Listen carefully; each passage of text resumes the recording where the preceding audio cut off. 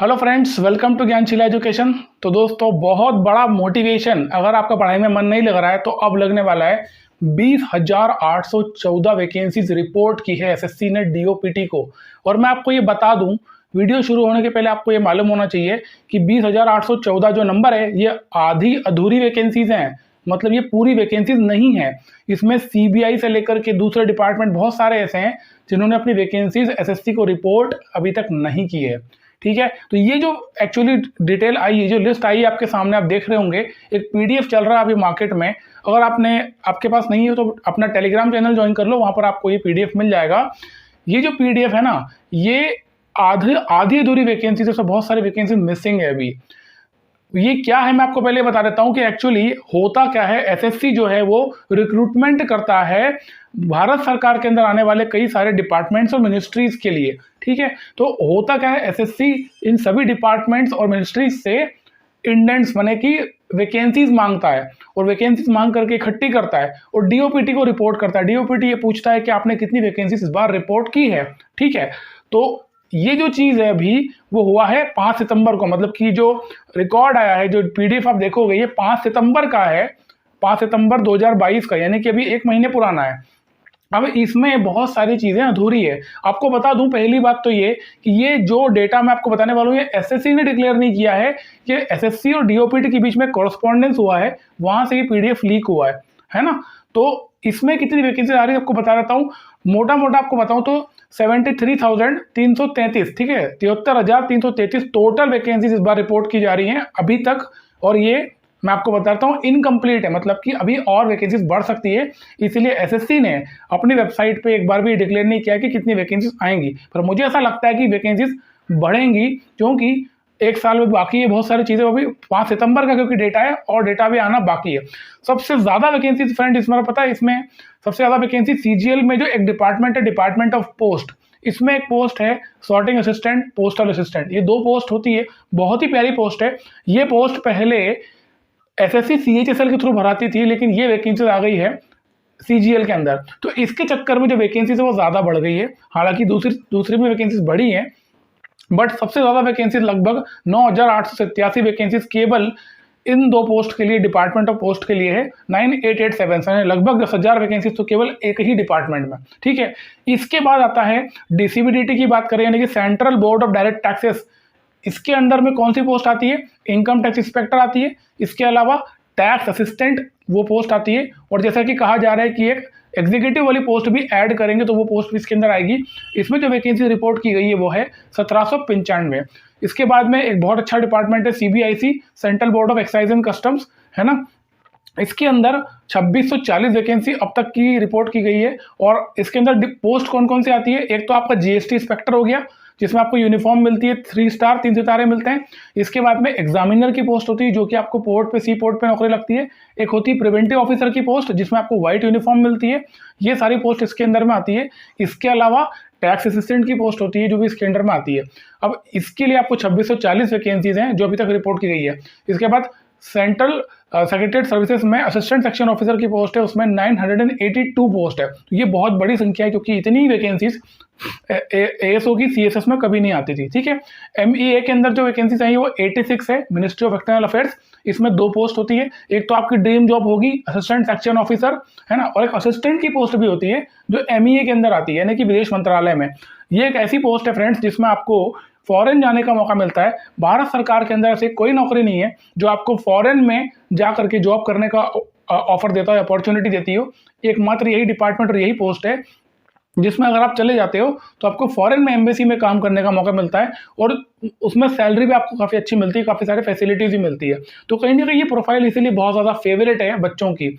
इसके बाद एक बहुत ही इंपॉर्टेंट डिपार्टमेंट है नारकोटिक्स कंट्रोल ब्यूरो। ये वही नारकोटिक्स डिपार्टमेंट है जो कि आप देखा होगा कुछ समय पहले बॉलीवुड के पीछे पड़ा हुआ था। शाहरुख खान के लड़के को इन्होंने धर लिया था, और बहुत ही पावरफुल डिपार्टमेंट होता है। इनका काम है नारकोटिक्स, जो भी इरेगुलरिटीज हो रही है, कोई गलत तरीके से कोई ड्रग्स वगैरह हो रही है, उसको कंट्रोल करना, उस पर अंकुश लगाना, और पूरे पुलिस के पावर्स इनके पास में होते हैं। तो ये जो एनसीबी है, इसके अंदर 188 वैकेंसीज, और ये बहुत बड़ा नंबर है। 188 में आपको बता दूं केवल 2 ही पोस्ट इसमें होती है। एक होती है इंस्पेक्टर की, दूसरी होती है सब इंस्पेक्टर की। और काफ़ी पावरफुल डिपार्टमेंट है ये, नारकोटिक्स कंट्रोल ब्यूरो, ठीक है। तो इसके अंदर 188 है। इसके बाद में controller and auditor general of India, CAG, जो एक ऑटोनोमस बॉडी है इंडिया में, सॉरी ऑटोनोमस में कॉन्स्टिट्यूशनल बॉडी है, संवैधानिक संस्था है। इसके अंडर में जो टोटल वैकेंसीज अब तक रिपोर्ट की गई है वो है 2910, और इसमें मैं आपको बता रहा हूँ कौन कौन सी पोस्ट आएगी। एक तो आपके assistant audit officer, assistant accounts officer, जो कि सबसे ज्यादा ग्रेड पे वाली पोस्ट है CGL में। जितनी भी पोस्ट आप देखोगे CGL में वो 4600 4200 से नीचे वाली होती है।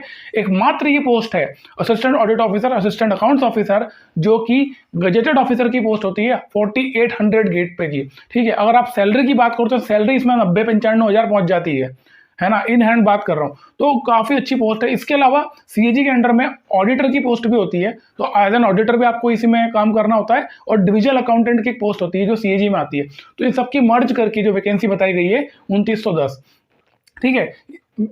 इसमें आप एक चीज ध्यान रखोगे फ्रेंड्स, तो आपको दिख रहा होगा कि अलग अलग पोस्ट वाइज नहीं बताया गया, जबकि SSC की वैकेंसी इस प्रकार से नहीं आती है। SSC क्या करेगा, आपको जब वेबसाइट पे अपनी ऑफिशियली वो अनाउंस करता है ना, तो वो क्या करेगा, आपको पूरी डिटेल्स बताएगा, मतलब कि किस पोस्ट में कितनी वैकेंसी है, पर्टिकुलर पोस्ट की बात करेगा, डिपार्टमेंट की नहीं। और उसके बाद में वो ये बताएगा कि कौन सी कैटेगरी की कितनी वैकेंसी है ना।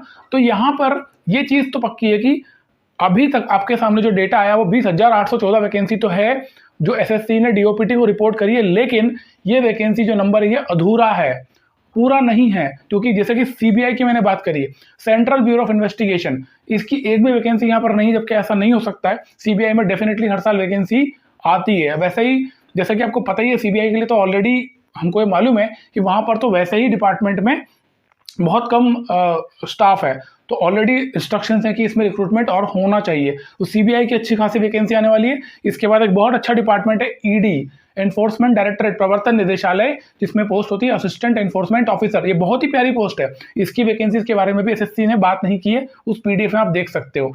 तो इस प्रकार से ऐसे बहुत सारे डिपार्टमेंट बाकी हैं अभी, जिनकी वैकेंसीज आना भी बाकी है, और आपको इंतजार करना है, कुछ नहीं। बस मैं आपको एक चीज बता दूं कि 20,814 तो है ही फ्रेंड्स, इसके अलावा बढ़ेगी, कम तो नहीं होना है ना। तो आपको यार ये मौका छोड़ना नहीं है, कुछ भी हो जाए, पूरी ताकत लगा देना, पूरी कोशिश करना, लेकिन हमें किसी भी कीमत पे इस बार जॉब लेके निकलना है, हमें नौकरी लगा के निकलना है ना। और इसलिए सबसे इंपॉर्टेंट चीज क्या है ना, आपको अपना टाइम यूटिलाइज करना आना चाहिए। मैं आपको बता रहा हूं, अगर आपने इस समय का उपयोग नहीं किया ना, ये बहुत बड़ी संभावना है आपको आने वाले समय में पछताना पड़ेगा, क्योंकि ऐसा मौका कभी आया नहीं इतिहास में। मेरे पास 10 साल का एक्सपीरियंस है SSC का, लगभग 10 साल, 2013 से मैं फॉलो कर रहा हूँ, अब 2022 हो गए, 9 साल हो गए कम से कम, और मैंने अब कभी भी आज तक इतनी बड़ी संख्या में वैकेंसी नहीं देखी CGL के अंदर। तो ये अच्छी अपॉर्चुनिटी है, अच्छा मौका है, आपको इसको अच्छी तरह बुनाना चाहिए मेरे हिसाब से, है ना। इसके अलावा जो बच्चे JSO की वैकेंसी की बात कर रहे हैं, इस पर्टिकुलर जो PDF में आप देखोगे, जो कॉरेस्पॉन्डेंस हुआ है DOPT और SSC के बीच में, इसमें SSC ने जो रिपोर्ट करी वो 38 वैकेंसी रिपोर्ट करी अभी तक हाल फिलहाल। लेकिन मैं आपको बताता हूँ, जैसा कि आपको कई बार कह चुका हूँ कि कभी भी कोई वैकेंसी जो होती है ना, वो टेंटेटिव होती है। SSC अपने नोटिस में लिखेगा भी, जैसे जब भी SSC की फाइनल वैकेंसी आएगी तो SSC ऊपर डिक्लेयर करता है टेंटेटिव वैकेंसीज एज ऑन, जो तारीख है, जिस तारीख पे वो डिक्लेयर कर रहा है, PDF लिस्ट निकाल रहा है, तो टेंटेटिव वैकेंसी होती है। इसका मतलब ये होता है कि जब एग्जाम चलता है, एक प्रोसेस चल रही है, एग्जाम Tier 1 हो रहा है, Tier 2 हो रहा है, बाकी का प्रोसेस हो रहा है, तब तक अगर वैकेंसी बढ़ जाती है तो फाइनली SSC वैकेंसी बढ़ा सकता है ना। तो और हुआ है, हर साल होता है, हर साल एग्जाम चलते चलते वैकेंसीज बढ़ जाती है, ठीक है। तो इसलिए आपको घबराना नहीं, आपको ये मत सोचो कि यार वैकेंसीज कम है, या JSO के लिए जैसे मैंने कई बच्चों को देखा है, जो बच्चे एलिजिबल हैं लेकिन फॉर्म नहीं भर रहे हैं, और आप कह रहे हो कि UR में 0 वैकेंसीज है। मैं आपको मेरा बताता हूँ ना, जिस साल मैंने क्लियर किया था एग्जाम 2000, इसमें 236 कुछ वैकेंसीज थी, ठीक है, लेकिन जब एग्जाम चला आगे, Tier 3 होते होते 666 वैकेंसी हो गई थी, और ये अनएक्सपेक्टेड था। जो बहुत बाउंड्री पे थे ना, नीचे नीचे, उनका भी सिलेक्शन हो गया था। मेरे तो काफी अच्छे रैंक थे, मुझे तो अपना होम स्टेट मिलना ही था, पर ये होता है। तो आप ये मत सोचो कि यार हम एलिजिबल नहीं तो हम फॉर्म क्यों अप्लाई करें, अप्लाई तो कर दो। JSO के लिए अप्लाई करने के लिए ना, बहुत सारे बच्चों में एक डाउट है, एक प्रॉब्लम है, उनको लगता है कि हम JSO के लिए अप्लाई करेंगे तो क्या हम बाकी पोस्ट के लिए एलिजिबल होंगे या नहीं होंगे। बिल्कुल होंगे। और आप JSO के लिए अप्लाई कर रहे हो तो एक आपने एक्स्ट्रा चॉइस है आपके लिए, एक ऑप्शन एक्स्ट्रा ना। ये कोई ऐसा थोड़ी कि इसके लिए जाओगे तो बाकी के लिए नहीं जा सकते, आप सारी पोस्ट के लिए एलिजिबल हो। तो ये संशय आप मत रखो, आप अप्लाई कर दो।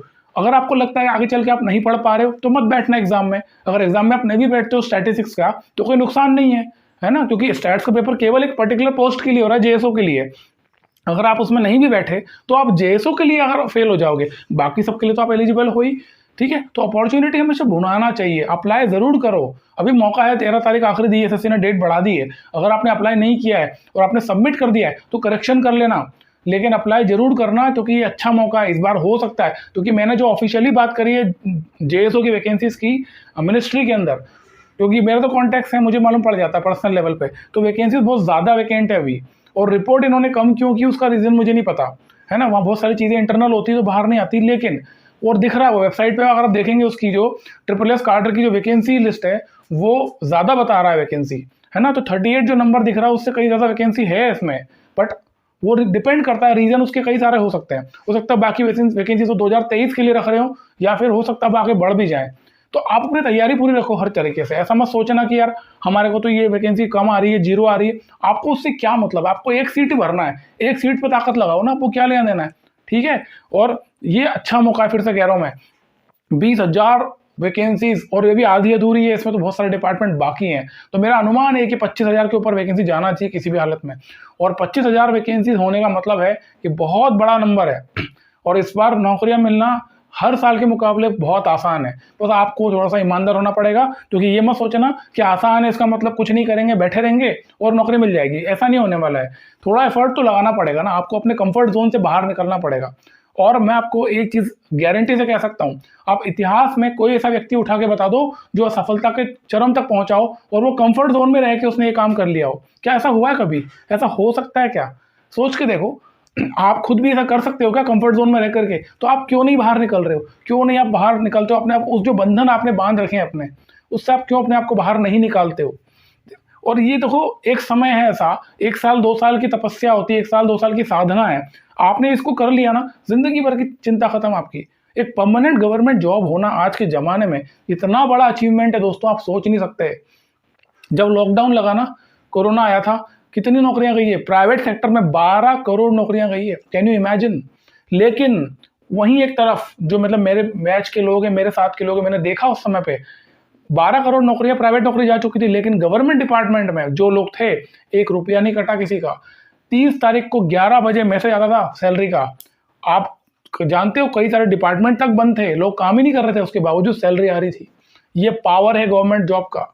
ठीक है, और कोई कुछ भी बोले, आपका सपना है आपको किसी पर्टिकुलर पोस्ट तक पहुंचना है, तो वो आपका सपना है, कोई दूसरा उसके लिए पूरा नहीं करने वाला है, कोई दूसरा मेहनत नहीं करेगा, मेहनत आपको ही करना है। ठीक है, तो छोटी छोटी चीजें जो इसमें पड़े हुए हो ना, उसको छोड़ दो, अभी कोई मतलब नहीं है यार। कोई आता है आपका दोस्त, आवाज लगाता, चल देते हो सुट्टा पीने, चल देते हो ये घूमने फिरने, क्या हो रहा है इससे?